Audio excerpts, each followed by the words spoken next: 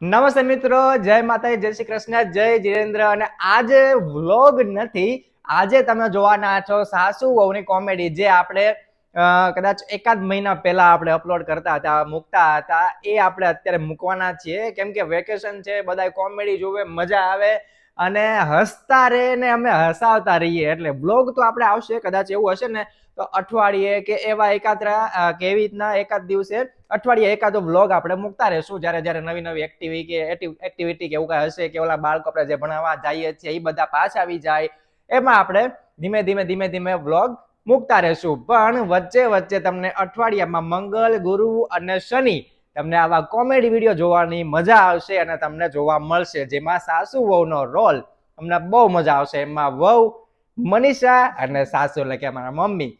હવે બાકી તમને જો આજનો વિડીયો એટલે કે મમ્મી અને મનીષાએ કર્યો છે, જેમાં મનીષાએ બુક લખી છે આખી સાસુની ઉપર, એમાં તમને મજા આવી હોય તો મમ્મી શું કરવાનું? લાઈક કરજો, શેર કરજો, સબસ્ક્રાઇબ કરજો, કમેન્ટ કરજો.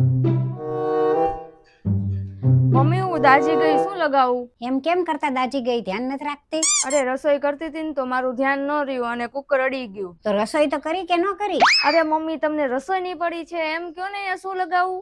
એક કામ કર, ફોટો પાડીને સ્ટેટસમાં લગાવી દે.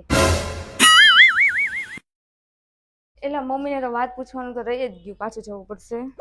મમ્મી કુકર તો મૂક્યું છે, પણ સીટી કેટલી વગાડું? એક કામ કર, 2 સીટી વગાડજે. પણ આપણી પાસે તો એક જ સીટી છે, 2 કેવી રીતના વગાડું? લાવી દો, જાઓ ફટાફટ, હમણાં 1 વાગી જશે. એક કામ કર, તું અંદર જા, 1 સીટી વાગે ને એટલે મને બોલાવજે. કેમ, તમને શું કામ ને બોલાવું? બીજી સીટી છે ને, હું મારા મોઢેથી મારી દઈશ. જા. અરે વાહ, આ તો સારો આઈડિયા છે. હવે હું તમને રોજ બોલાવીશ, પૈસા તો બચી જાય. આખો દિવસ કામ ને કામ, કંઈક કરવું પડશે. હવે કંટાળી ગઈ છું કામ કરીને. એક કામ કરું, ઘરે વહી જાઉં. પણ ઘરે તો નહીં જવા દે. હજી ગયા મહિને તો ઘરે જઈને આવી. વિચારવું પડશે, હું કરું. આઈડિયા. મમ્મી, આજે મારા મમ્મીનો ફોન આવ્યો હતો કે મારો ભાઈ છે ને એ દાદરેથી પડી ગયો છે અને એને બહુ વાગ્યું છે. અને મારી મમ્મી એમ કહેતી હતી કે તું અહીંયા થોડાક દિવસ માટે આવી જા, પણ મેં એને ના પાડી દીધી કે હું ગયા મહિને તો આવી હતી, એટલા માટે મેં ના પાડી. તો એને થોડુંક ખોટું લાગી ગયું છે. લે, વાગ્યું હોય તો જાવું તો પડે જ તેને, એમાં કઈ થોડી ના પડાય. એક કામ કર, તું જા, તારો સામાન પેક કરી લે અને હમણાં હું ભાવિનને કહું, ઈ તને મૂકી જાય. જવું પડે.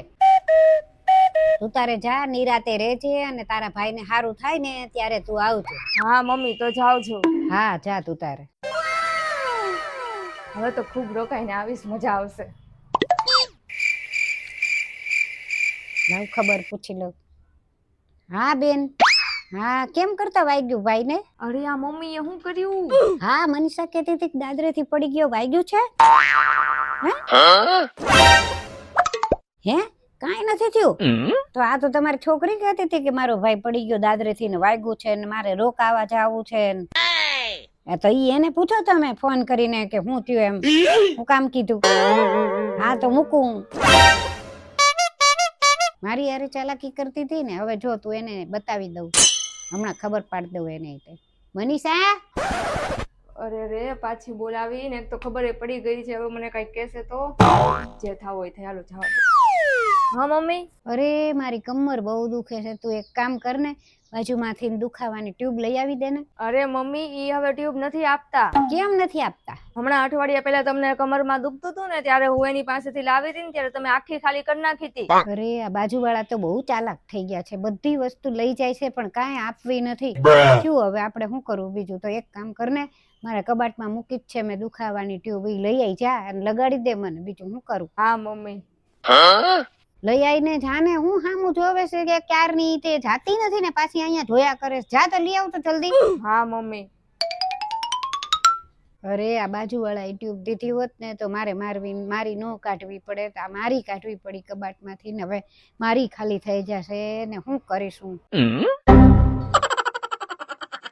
મમ્મી.